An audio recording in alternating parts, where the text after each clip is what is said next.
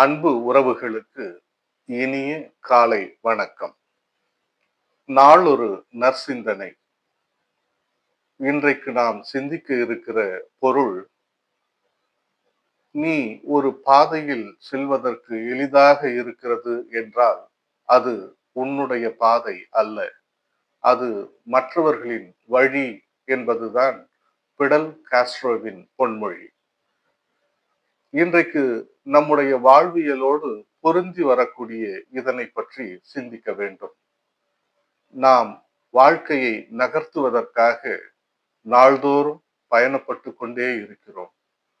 நாம் பயணப்படுகிற அந்த பாதையில் முட்களும் இருக்கும், கற்களும் இருக்கும், தூசிகளும் பறக்கின்றன. ஆனால் அவற்றை பற்றியெல்லாம் நாம் சிறிதும் கண்டு அச்சப்படுவதே இல்லை.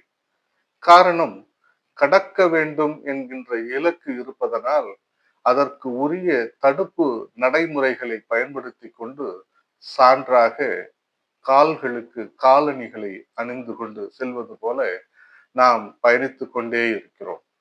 ஆனால் அவசரம் என்று கருதுகிற இன்றைய காலகட்டத்தில் உடனடியாக துரிதமாக தன்னுடைய பணிகள் நடந்துவிட வேண்டும் என்று எண்ணுவதில் தவறில்லை. ஆனால் அதற்காக குறுக்கு வழிகளில் அணுகுவதுதான் தவறாக அமைந்து விடுகிறது. இதிலிருந்துதான் ஒரு தடுக்கப்பட வேண்டிய குற்றம் தொடங்குகிறது. அதாவது, தன்னுடைய பணி விரைந்து நடந்துவிட வேண்டும் என்பதற்காக காத்திருக்கும் நேரம் தவறானது என்ற எண்ணத்தோடு அதனை முன்னெடுத்து உறுதியாக விரைந்து நடத்திவிட வேண்டும் என்பதற்காக அளிக்கப்படுகிற கையூட்டு, இந்த இடத்தில்தான் அதனின் கதவுகள் திறக்கின்றன. நாம் நம்முடைய அவசரத்திற்காக இந்த வேலையை செய்கிற போது நமக்கு முன் அதே பணிகளுக்காக காத்திருப்பவர்கள் எப்படி வீணடிக்கப்படுகிறார்கள், துன்பப்படுகிறார்கள் என்பது பற்றியெல்லாம் நாம் எண்ணுவது இல்லை. நம்முடைய பணி நடந்துவிட்டால் போதுமானது, எவருக்கு எது நடந்தால் என்ன என்கின்ற ஒரு அலட்சிய போக்கு மிகையானவர்களிடம் இருக்கிறது. இது தவிர்க்கப்பட வேண்டியது. நாம் இதைத்தான் செய்ய வேண்டும் என்பதற்காக அல்ல, நம்முடைய பணிகளை முறைமையாக செய்திட வேண்டும் என்கின்ற ஒரு ஒழுக்கம் நமக்குள் இருக்க வேண்டும். முறைமையை கடைபிடித்தால் கையூட்டு என்ற ஒரு கொடிய தவறான வழக்கத்தை உருவாக்க வேண்டிய சூழல் நமக்கு ஏற்படாது.